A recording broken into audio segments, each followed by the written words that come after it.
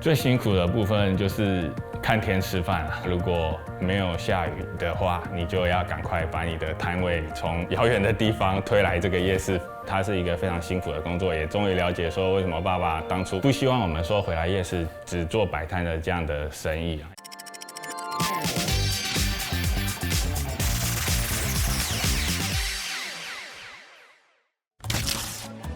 要吃进台湾小吃，就肯定会想到把台湾美食齐聚一街的夜市。位于台北市的宁夏夜市是台北市最古老的夜市之一。有别于其他夜市，宁夏夜市强打的千岁宴，让食客既不需要排队，还可以在舒适的空间里享受20道宁夏夜市的美食。其实千岁宴是我爸他在13年前有一个活动，就是那时候的市长郝龙斌很常来夜市这里。那他每次来，可能吃1、2样东西就吃饱了，那他就觉得有点可惜，所以那时候就有了这个概念，我们集合了楼下的美食超过50年的历史，那我们集合了超过20家的50年历史的餐点，然后上一桌菜，那这一桌菜撑起来，就超过1000岁了。家乐是第3代夜市摊商，一家3代人都在宁夏夜市讨生活。他是宁夏夜市千岁宴的执行长，齐力和2代、3代摊贩一起发扬夜市美食。五哥最近好吗？今天要吃吗？一样，照旧。好，一样。有没有一种吃的会想念，不吃会怀念的感觉？你这个上千岁宴来不来得及啊？6桌。那个号码牌，其实夜市就是要呈现，就是让大家觉得说，就是热的，现点现做、现烤的，热热的吃这样子。那时候在讨论说，怎么样把食材完美的这个温度呈现给客人。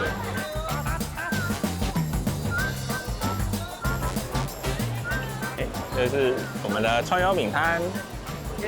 那我们明天那个有千岁宴，你那个玉丸要再帮我准备一下。没问题，没问题。好。那个深圳有找我们去做那个美食展，那如果你有空的话，再跟我们一起去。当然可以啊。家乐曾经也在夜市里卖珍珠鲜奶，深深地体验到夜市的工作有多辛苦。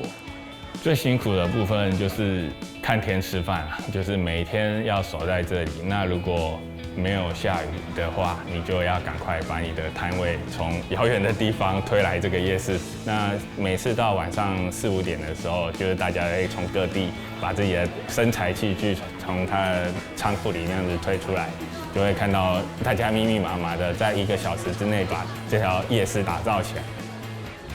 做吃的真的不是那么容易啦，就是它是一个非常辛苦的工作，也终于了解说为什么爸爸当初不希望我们说回来夜市只做摆摊的这样的生意。家乐的爸爸自己曾经想离开夜市，让自己和家人的日子不再那么辛苦，但听了自己爸爸的一句话后，便改变了主意，回到宁夏夜市帮忙。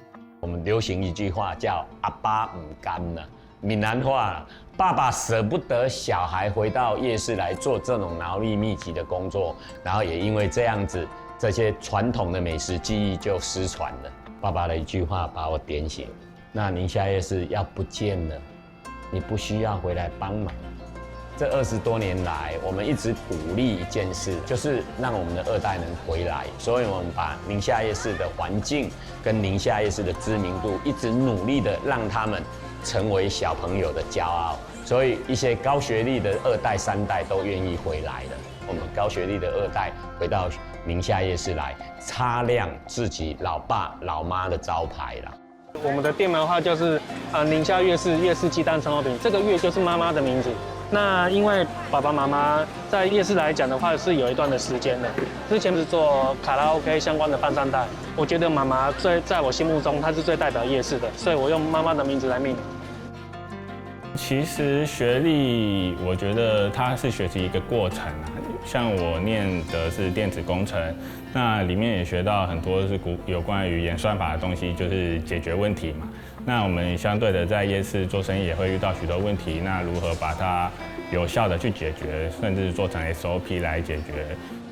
像我们夜市，因为就努力在那个数位化嘛，那 QR code 我们有发现各种支付它都要贴一张贴纸，各个 QR code 整个摊位都贴满了。